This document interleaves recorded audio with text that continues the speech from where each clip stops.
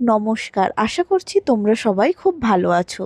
আজকে তোমাদের সাথে শেয়ার করতে চলে এসেছি তড়কা ডাল। তার জন্য সবার প্রথমে আমরা ভেজানো মুগ কড়াইটা ভালো করে ধুয়ে নিয়ে প্রেসার কুকারে সেদ্ধ করতে দিয়ে দেব।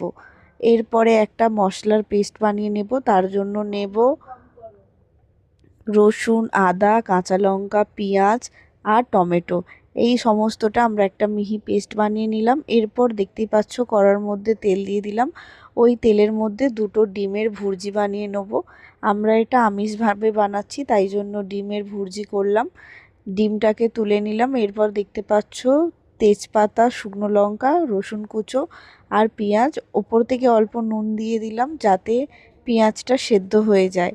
আর দিয়ে দিলাম টমেটো। এবার ঢেকে আমরা সেদ্ধ হওয়া পর্যন্ত রান্না করব। আর নিয়ে নেবো একটা গুঁড়ো মশলা।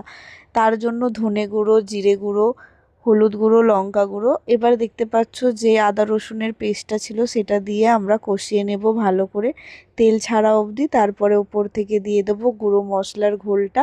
আর টেস্টটাকে ব্যালেন্স করার জন্য দিয়ে দিয়েছি চিনি। ওপর থেকে দিয়ে দেব ডিম ভাজাগুলো আর দিয়ে দেব ফ্রেশ ক্রিম।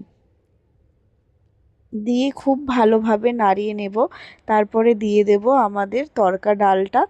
এবার ভালো করে খুব ভালো করে মিক্স করে তেল ছাড়া পর্যন্ত ভালো করে মশলা ডালের সাথে মিশিয়ে নেব। ওপর থেকে দিয়ে দেব ধনেপাতা বাটার আর কাঁচা লঙ্কা কুচো।